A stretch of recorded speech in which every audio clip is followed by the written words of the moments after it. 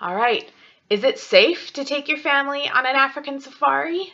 In this video, that is exactly what I'm going to talk about, and hopefully it'll help you make a decision about whether or not you'd like to take a trip to Africa and go on safari with your family. Hi, I'm Karen, and I'm committed to helping families take vacations that bring them closer to each other and to the world. So when you're thinking about safety of Africa, you need to ask yourself a question like, what part of Africa am I considering going to? And what is the safety of that area? Like, Africa is a big place. So what country are you interested in? And then even within that country, what area am I interested in? Is not all parts of Africa have the same political situations or economic situations going on. And so you need to kind of dive into the exact area that you're interested in. You can think of it like this. I live in British Columbia near Vancouver, BC.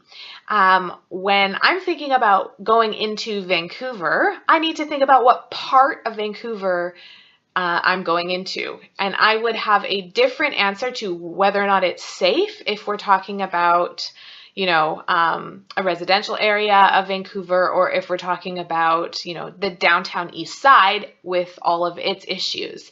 So that's the same way that you can think about going on vacations in general. There are kind of the places you wouldn't want to accidentally fall into and discover that, oh shoot, this is not a touristy area, this is not the area that I meant to come to. And then there are areas that are super safe, and so you need to consider that when you're thinking about your trip to Africa as well. There's a couple of things that you can do to ensure that you are choosing a safe location for your trip to Africa.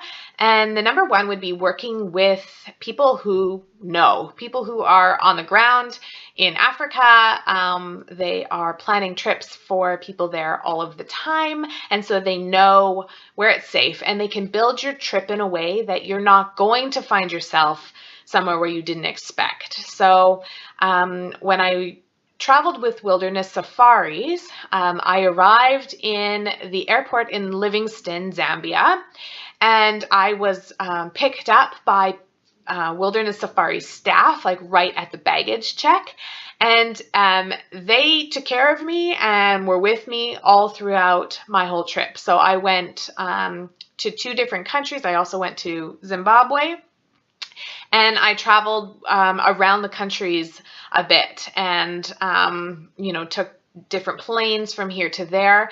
And the whole time I was in the hands of Wilderness Safaris, so I felt really safe. They are the experts of the area, and they were taking care of me all the way throughout. So that's what I would suggest, especially on a first trip to like on an African safari, would be that you would find a company that you can really trust, that they know the area very well, they live and work in that area, and so they can build out an itinerary for you that will keep you within the safe places, and so that you don't have to worry. I wouldn't suggest doing something like a self-drive, where you're driving your own car from here to there, because that's when you can get into finding yourself in those places that you didn't really intend to explore. So yeah, so you can choose a safer way to travel if you are carefully selecting the company that you work with.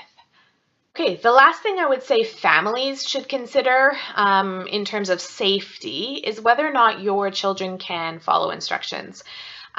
This is specific to the instructions that the staff members would give you and your family to keep you safe in relationship to wildlife interactions. So within the camps themselves, there are quite a few rules that you need to follow so that you and the wild animals are safe within the camp.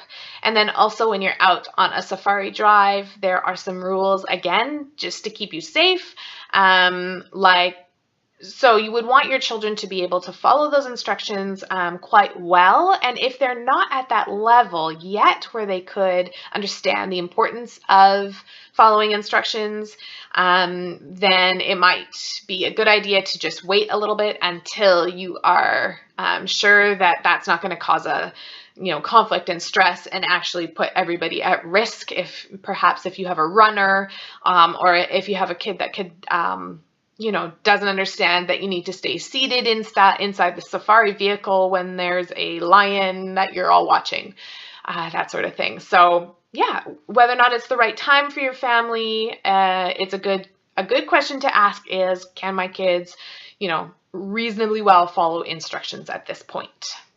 So that's just a couple of things to think about when you're thinking about safety, African safari, and your family. And I have a couple of other videos that you might want to watch related to Africa and some more upcoming ones. All right, see you over on those other videos.